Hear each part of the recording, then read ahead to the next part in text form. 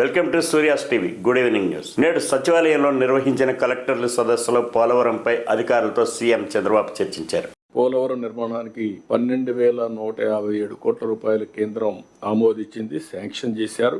2027కు పూర్తి చేయడానికి ఒక టైం బౌండ్ ప్రోగ్రాం పెట్టాం.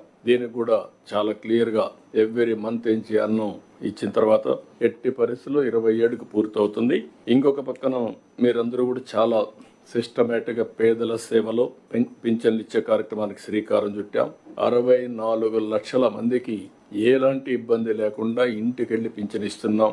ఇంకొక పక్కన ఎవరైనా సరే ఆ పింఛన్ ఇచ్చేటప్పుడు వాళ్ళ మనుషులు ఎవరన్నా భర్త చనిపోతే భార్యకు ఆటోమేటిక్ ఇచ్చే పరిస్థితి తీసుకొచ్చాం.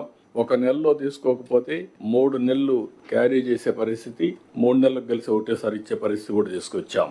ఒక విషయంలో మీరు గుర్తుపెట్టుకోవాల్సింది, దేశంలో ఇంత పెద్ద ఎత్తున పింఛన్లు ఇచ్చే ఏకైక రాష్ట్రం ఆంధ్రప్రదేశ్ రాష్ట్రం. జిల్లా స్థాయి కలెక్టర్లు, ఎస్పీలతో రెవెన్యూ ఫిర్యాదులపై joint task force CM Chandrababu చర్చించారు. సార్, చిన్న సబ్మిషన్ సార్. సార్, ఎక్కువగా పోలీస్ డిపార్ట్మెంట్కి వచ్చిన గ్రీవెన్సెస్లో రెవెన్యూ డిపార్ట్మెంట్కి సంబంధించినవి ఓవరాల్గా ఒక 50% పైన ఇవే ఎక్కువ ఉంటున్నాయి సార్. అంటే రెవెన్యూ డిపార్ట్మెంట్లో మా భూమి కబ్జా అయిందని 22లో పెట్టారని, ఎవరో వచ్చి మమ్మల్ని లాక్కుంటున్నారని, కొడుతున్నారని, ఈ టైప్ ఆఫ్ గ్రీవెన్సెస్ చాలా ఉంటున్నాయి సార్. అంటే if there is any chance ఒక సిపి ఆఫీస్లోని కానీ ఎస్పీ ఆఫీస్లోని ఎస్పెషల్లీ రెవెన్యూకి సంబంధించి ఒక సెల్ ఏమైనా ఏర్పాటు చేస్తే దాన్ని వాళ్ళు కన్వింగ్ రెవెన్యూ ఆఫీసర్ని ఎవరైనా కూడా ఎండాస్ చేస్తే కొంచెం వాటి విషయంలో ఏదైనా కొంచెం క్లారిటీ వస్తుందేమో నా అభిప్రాయం sir. No, can you do one thing, both collector and SP ఒక జాయింట్ టాస్క్ ఫోర్స్ క్రియేట్ చేస్తాం. ఇలాంటి కేసులన్నీ కూడా ఎస్టాబ్లిష్ చేసి చట్టపరంగా యాక్షన్ తీసుకుంటాం. దట్ ఈస్ బెటర్ ప్రపోర్షన్ అవుతుంది. మీరు సెకండ్ లెవెల్లో మీ ఆర్డీఓ అండ్ డిఎస్పీ ఇన్వెస్టిగేషన్ అవన్నీ చేస్తారు. అంతవరకు పోవద్దు. Only DSP, RDO, collector, SP, that's all. ఈ 2 లెవెల్స్ డీల్ చేయండి. ఆంజనేయుడికి తన బలాన్ని ఎవరో ఒకరు గుర్తు చేయాలి. అలాగే 26 జిల్లాల్లో కలెక్టర్లు అయిన మీరు మీకు ఉన్న అధికారాన్ని మర్చిపోతున్నారంటూ చురకలు అందించిన రెవెన్యూ స్పెషల్ సిఎస్ఆర్పి సిసోడియా అన్నారు. Collector is the face of the governance. Public perception will depend as to how the district people perceive of the collector as a people's friendly collector or not. So government perception of the people on the government depends very largely on you. All acts should be implemented in true spirit and express concern towards senior citizens and public. Now here there is a small legend in Ramayana which I would recount. Hanuman or the Anjaneyulu, he forgot his powers because of a curse. There was a శాపం. ఆంజనేయులు స్వామికి ఒక ఋషి అప్పుడు శాపం ఇచ్చాడు. ఏంటంటే powers ఉన్నా కూడా నువ్వు మర్చిపోతావు, అవసరం ఉండేటప్పుడు ఆ పవర్స్ నీకు పనికి రావు. Now Ravan has taken away Sita.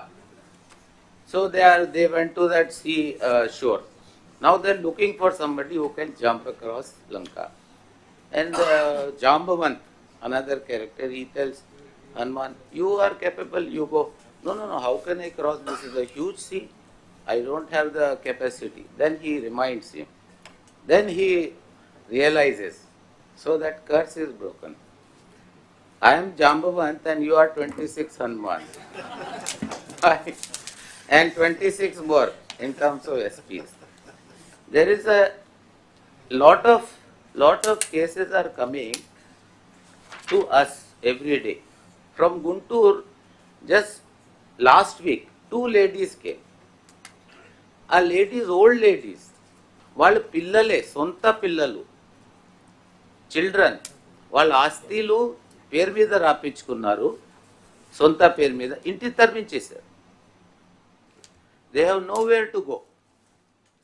యువతకి ఉపాధి కల్పన లక్ష్యంగా ఈ నెల 14న మెగా జాబ్ మేళా నిర్వహిస్తున్నట్లు ఏపీ ప్రభుత్వ విప్ గన్నవరం ఎమ్మెల్యే యార్లగడ్డ వెంకటరావు తెలిపారు. అందరికీ నమస్కారం. డిసెంబర్ 14వ తేదీ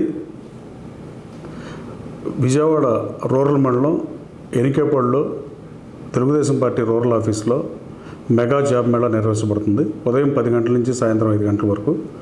దీంట్లో ప్రముఖ కంపెనీలన్నీ పార్టిసిపేట్ చేస్తున్నాయి. శ్రీరామ్ కానీ, అపోలో కానీ, రిలయన్స్ కానీ, ఇలాంటి 50 కంపెనీలకు తోడుగా గన్నవరంలో ఉన్న హెచ్సిఎల్ టెక్నాలజీస్, హెచ్సిఎల్ కంపెనీ ప్రతినిధితో కూడా మాట్లాడాను.